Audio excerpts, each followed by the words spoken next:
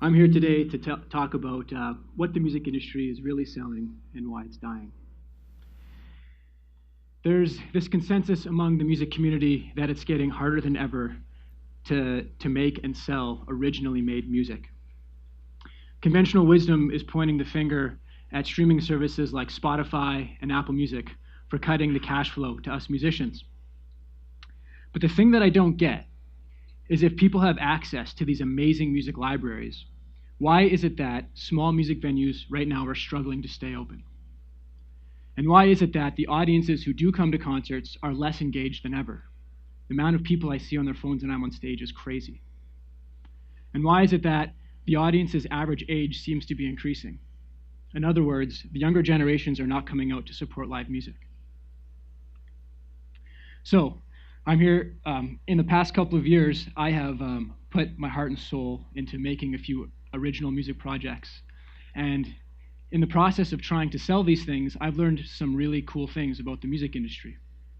And I'm here today to tell you what the music industry actually sells. And it's far more than just music. And once we understand what that is, we'll have a clearer picture as to why the music industry is in trouble right now. So to understand why the music industry is the way it is today, we need to understand its origins. So in the early parts of the 20th century, we saw the invention of a few really important mass media devices, namely the television, the radio, and the record player. And so all of a sudden, we found these devices in the average middle-class home. And all of these devices required content. And where there is demand, there is opportunity to make money. The people who were in charge of making the content for these devices found themselves in a very unique position. For the first time ever, people who were making this content can influence the thoughts and thinking of the average person. Prior to this, society got our values from institutions like the church, school, or our parents. So now we have all of these new ideas pouring into our households, and this affected culture quite profoundly. Think of all the trends that happened over the past 100 years. So culture is just a set of accepted beliefs, values, patterns. It informs the way we think and the way that we act. I like to think of it as if our bodies and brains are computers, then culture is sort of like our operating system. And any group of people since the dawn of time has had some form of culture. As the needs of people have changed, culture too has evolved.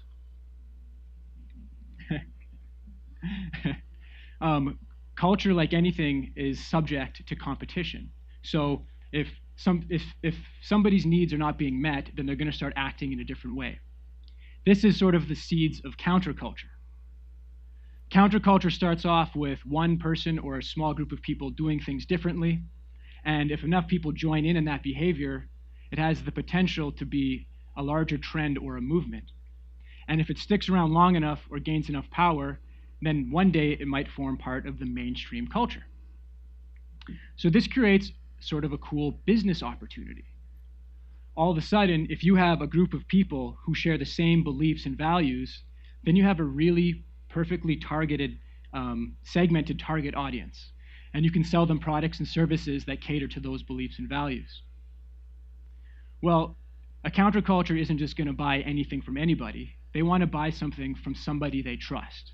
So if you're an industry and you want to sell a product or service to that counterculture, one of the ways you do that is you find somebody or a group of people within the counterculture who perfectly represents that values or is a leader.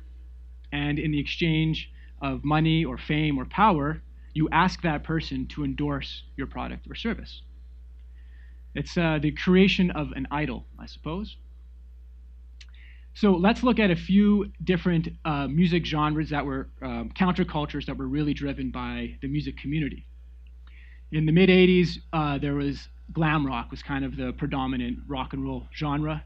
And it was characterized as being a kind of a fun genre, a lot of songs about cars and girls. It was a rather vain time. People really cared about their hair and their clothes. Lead singers all seemed to have these really powerful operatic vocal ranges. And every band needed an ace guitar player, somebody who could overplay the guitar and play the most notes That wasn't part of my rehearsed plan, but I'm glad I did that. A few years later, a counterculture emerged in opposition to glam rock's values. Grunge music, in contrast, was very serious. There's sort of this anti-fashion movement. It wasn't cool to really care what you looked like or to spend a lot of money on your clothes. All of the lead singers had these rough, gritty vocals, and guitar players did not play million-note solos. They played slow, brooding, percussive guitar parts. John Bon Jovi and Kurt Cobain were the poster boys of their respective genres. And it's because they were the perfect embodiment. They had all of the values that represented the counterculture they grew out of. Industry knew this, and they used these guys to sell millions of records and millions of concert tickets. The interesting thing about Kurt Cobain is that he was aware of the commercialization of himself and his cultural values, and he was quite outspoken against it. Unfortunately for him, that only re-solidified his position as the idol because he so proudly held to his counterculture's values. I think it's actually kind of a sad thing. So, why do we buy music?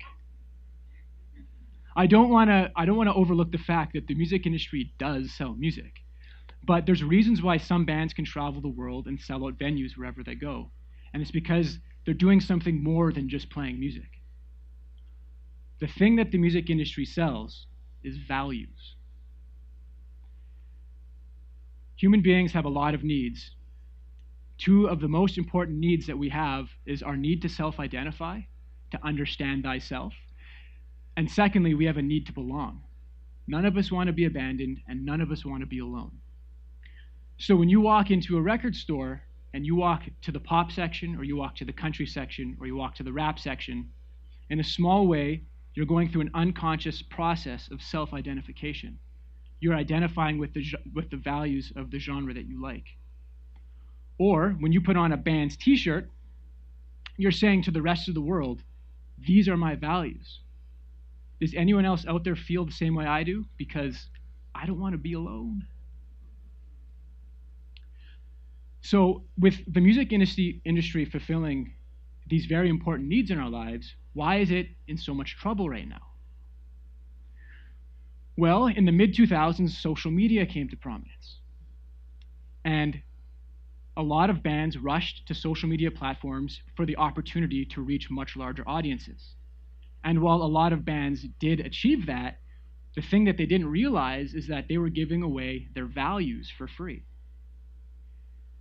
Social media is a far more efficient way of meeting our needs of self-identification and belonging than the old music industry model ever could. For example, when you look through your photos, find one that you think represents you well, and then you write a few words about it and post it on Instagram, you have just gone through a pretty radical process of trying to figure out who you are. I've stopped looking at my Instagram newsfeed as the news and more at just my friends trying to figure out who they are. That's really all that's going on. And you look at a platform like Reddit, well, in less than a minute, you can sign up for their website, search over 1 million subreddits, which are micro-communities based on some interest, and you can begin interacting with people. You can do this all without spending any money. You can do this without leaving your house or putting on pants. And I think the most important thing is you can do this all without the fear of rejection. Doesn't matter if you're tall or short or rich or poor, you're not going to get turned away from a subreddit community, so long as you play by the rules. This is going to make me sound old-timey, but when I was a teenager and before social media was a thing, I actually had to leave the house and go be around other people if I wanted to belong with people. Kids today can belong without leaving their house. So all of a sudden, the need to buy concert tickets plummets. That's why I went to concerts, because I wanted to be around people. So coming to understand this stuff about the music industry selling values, I came to realize that I was doing a pretty terrible job on my social media of communicating what I stood for. Because if you don't communicate well what you stand for, then it's impossible for a fan to self-identify with you. And if you don't have fans, then you can't sell your stuff to them. So I decided to do an experiment, and about a month ago, I made an Instagram post where I just wrote down some of the values that I believe in, things like working hard and honesty, and found a picture to kind of match those values. And I threw it up, and I got 25% more likes and more engagement than any post I'd ever made before. And with the exception of me holding a guitar, it has nothing to do with my music. So while I'm kind of happy that I got this success and more engagement and all that, and wider reach, it kind of upset me a little bit because the thing that I really want people to check out is my art. I don't really want to have to brand or sell myself. It makes me feel a bit uncomfortable, a little bit like Kurt Cobain in that way, I guess. So what's next for the music industry? Is the music industry done? Well, no. Live music is going to stick around forever in some capacity. Record sales are going to stick around in some capacity forever. They're too cool to go away. But as social media reigns as our society's main cultural influencer, I think that there's new unmet needs emerging in our society. One of the things is that we lack human connection now. And I think that a lot of us are overstimulated. And overstimulation can be met by things like resting or playing with our friends. And so I think there's a great opportunity for us as a society to reposition how we use music. A couple of years ago, I started up a thing here in Regina called a Guitar Theory Jam. And once a month on Sunday afternoon, we get together for a couple of hours with the sole purpose of just playing music together and having fun. And without a doubt, every time after I leave a Guitar Theory Jam, I have this nice warm feeling inside. My needs for human connection and having fun and just resting and playing are met in spades, far better than can ever be met through social media. You know, it's funny to think about using music just to get together with friends and enjoy ourselves. I think that's one of the ways that music has been used since the beginning of time. And it's only when we found out ways to make money from music that we got off that path. And now that we can find fame on social media, I think music is even getting more distorted. Kids today, people of all ages today, spend their time with their instruments in front of their cameras on their computer and uploading it to YouTube. That's how we're using music these days. To me, that's just so weird. It makes me angry. So I'm at the end of my talk here, and I didn't exactly know how I was going to finish it.